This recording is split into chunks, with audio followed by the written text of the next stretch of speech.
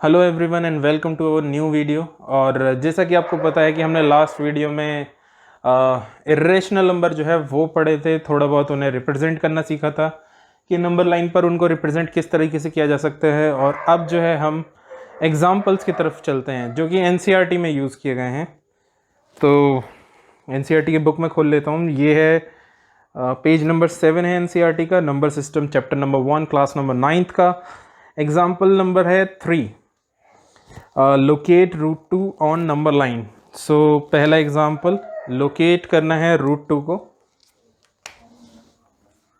Root 2 को locate करना है, वो भी कहाँ पर, नंबर लाइन पर। ठीक है, आई होप कि सभी लोगों को पता होगा कि नंबर लाइन किसे कहा जाता है। अभी तक इतनी क्लासेस हो चुकी हैं तो सभी लोगों को पता है कि इसे नंबर लाइन कहा जाता है।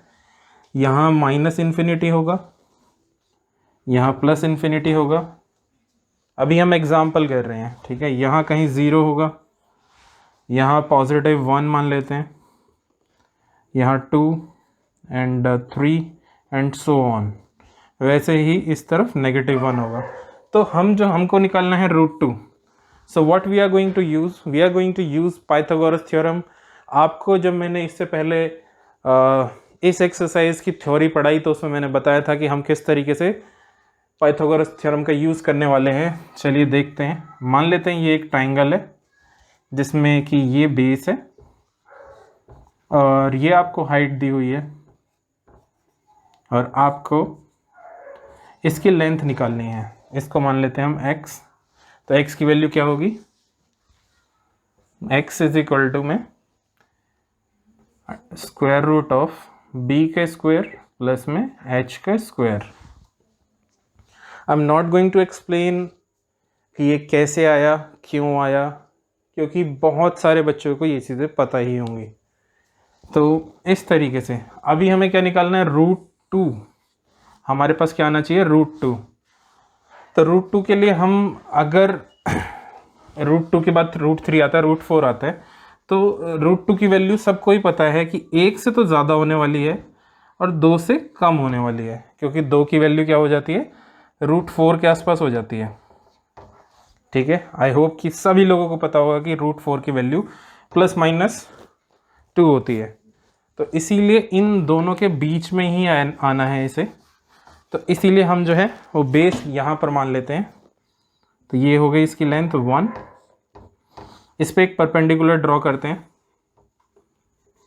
और सेम लेंथ 1 का यहाँ पर भी एक पॉइंट बना देते हैं। एक परपेंडिकुलर ड्रॉ किया इस पॉइंट पर और 1 लेंथ ले ली। अब हमें क्या चाहिए, रेड पेन से बना देता हूँ ये मैं, इसकी वैल्यू चाहिए,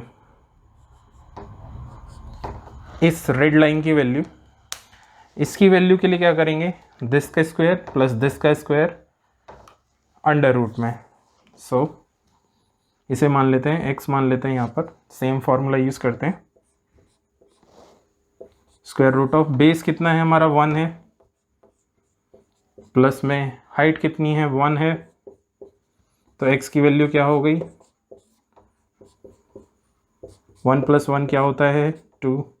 तो x की वैल्यू क्या हो गई, स्क्वायर रूट ऑफ 2। तो यहाँ पर हम लिख देते हैं छोटा सा स्क्वायर रूट ऑफ 2 आ चुकी है x की वैल्यू। x को यहाँ से हटा देते हैं, इसकी वैल्यू हमें पता चल गई है। अब हम ग्राफ, जब ये क्वेश्चन आएगा तो आपको ग्राफ ज़रूर मिलेगा। तो अब यहाँ पर आप अपना प्रकार लेंगे, यहाँ पर रखेंगे, उसे इतना खोलेंगे और यहाँ से सीधा ऐसे मार्क लगा देंगे। ठीक है, जिस तरीके से मैं लगा रहा हूँ उसी तरीके से आपको मार्क लगाना है।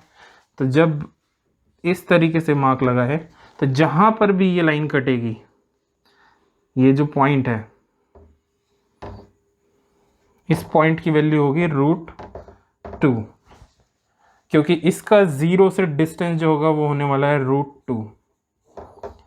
तो ये हमारा फर्स्ट एग्जांपल था, एनसीईआरटी का फर्स्ट एग्जांपल लिया है हमने, जिसमें कि उन्होंने बोला था रूट 2 को जो है वो आप नंबर लाइन पे दिखाइए। अगले एग्जांपल पे आते हैं। अगले एग्जांपल में बोला गया है रूट 3 को दिखाइए। इधर पे उन्होंने कुछ अलग तरीके से बनाया है, बट मैं क्या करूँगा, हमने रूट 2 ऑलरेडी निकाल रखा है। तो हम क्या करेंगे, अब नेक्स्ट क्वेश्चन आ चुके हैं। नेक्स्ट क्वेश्चन में हमें क्या करना है,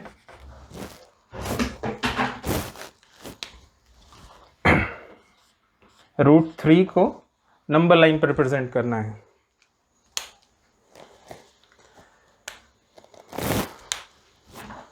क्या इस क्वेश्चन के लिए हम पाइथागोरस का यूज कर सकते हैं? Yes, we are going to use the same thing. क्यों? क्योंकि हमें रूट में वैल्यू चाहिए, रूट में वैल्यू चाहिए, और हमारे पास √2 की ऑलरेडी वैल्यू आ रखी है। √2 की वैल्यू यहां पर है, √2 की वैल्यू ये रही। तो इस पे हम परपेंडिकुलर ड्रॉ करेंगे, इस पॉइंट पर परपेंडिकुलर ड्रॉ करेंगे। कैसे ड्रॉ करेंगे? रेड पेन से कर देते हैं ताकि अलग से जो है वो स्टैंड आउट हो जाए वो परपेंडिकुलर।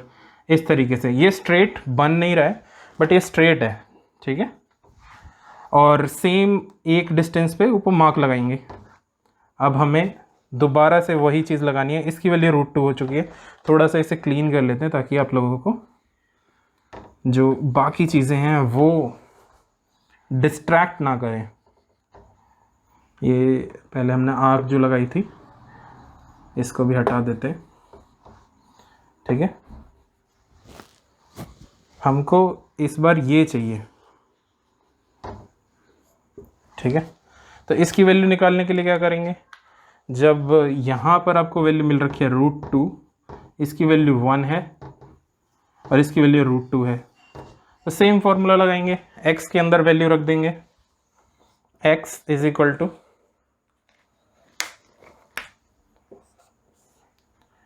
b की वैल्यू क्या है √2, √2 का स्क्वायर प्लस में h की वैल्यू 1, 1 का स्क्वायर, ये होता है 2 + 1 इक्वल टू में √3। जब आपको पता चल गया कि यहाँ से यहाँ तक का डिस्टेंस √3 है और आपको यहाँ पर भी सेम डिस्टेंस चाहिए, तो वही चीज़ करेंगे, प्रकार इतना खोल लेंगे और मार्क लगा लेंगे। तो ये आपका जो मार्क आया है, जो ऐसे करने के बाद ये आपका हो जाएगा √3। तो अभी अभी हमने 2 एग्जाम्पल्स किए NCERT के, और ये हैं आपके पेज नंबर 7 पर। आगे चलते हैं। आगे चलने के बाद सीधा हमारे पास एक्सरसाइज आ जाती है। एक्सरसाइज में जाने से पहले मैं अपने आप ही कुछ एग्जाम्पल ले लेता हूँ। मान लेते हैं हमें थोड़ा सा बड़े चीज़ का रिप्रेजेंटेशन करना है।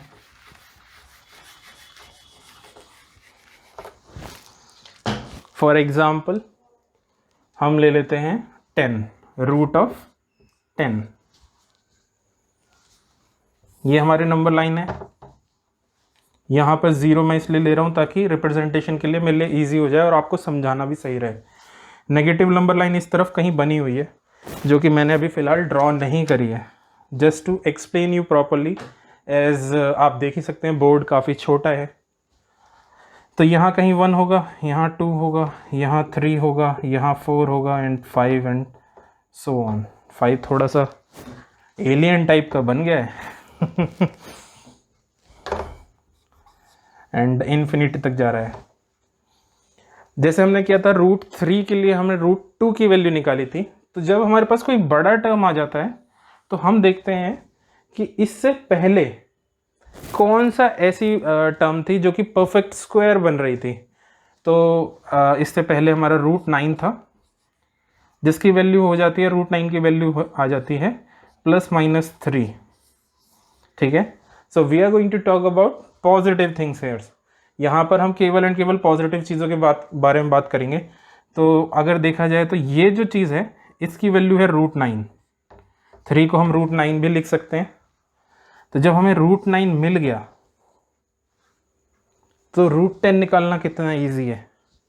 यहाँ से यहाँ तक का डिस्टेंस हमारा √9 हो चुका है। सीधा यहाँ पे परपेंडिकुलर डालेंगे, इधर एक पॉइंट बनाएंगे जिसकी हाइट लेंगे हम 1, और पाइथागोरस का यूज़ करते हुए जब आप इसका डिस्टेंस निकालेंगे तो ये आएगा √10। √9 में 1 जोड़ेगा तो 10 हो जाएगा। कैसे होगा? पाइथागोरस का यूज़ करेंगे, बेस का स्क्वायर जो कि है √9 का स्क्वायर प्लस में 1 का स्क्वायर का square root is equal to में the value which we are looking for, जिस वैल्यू की हम तलाश कर रहे हैं वही वैल्यू आ रही है। स्क्वायर रूट से 9 निकल जाएगा स्क्वायर के बाद, प्लस में 1, तो ये हो गया √10। अब यहाँ पर √10 निकल गया, यहाँ रखेंगे प्रकार, इतना खोलेंगे और उसके बाद यहाँ से मार्क लगा देंगे सीधा सीधा ऐसे, जहाँ कटेगा वो हो जाएगी हमारी वैल्यू √10 की। जिस तरीके से हमने √10 निकाला उसी तरीके से हम √5 भी निकाल सकते हैं। √5 के लिए हमें पिछले की वैल्यू चाहिएगी, तो √5 अगर होता हमारा यहाँ पे क्वेश्चन अगर ये होता कि फाइंड द वैल्यू ऑफ √5, तो हम देखते इससे पहले कौन सा ऐसा नंबर है जो परफेक्ट स्क्वायर बन रहा था, तो वो बन रहा था √4 जिसकी वैल्यू आ रही थी 2। इसको हम लिख देते √4 की तरह मन ही मन में, √4 मान लेते इसे, तो ये हमारा पॉइंट √4 हो गया। इधर कहीं 1 का वो बनाते और इसी तरीके से कट लगता और यहाँ पर √5 की वैल्यू आ जाती। इसी तरीके से आप सारे के सारे एग्जाम्पल्स जो हैं वो कर सकते हैं। अभी हमने फ़िलहाल जो है एग्जाम्पल पढ़े हैं, अगली वीडियो में हम देखेंगे कि एक्सरसाइज किस तरीके से करनी है एनसीईआरटी की। और इसी के साथ हम जो है ये छोटा सा लेक्चर यहीं ख़त्म कर रहे हैं। Bye bye guys.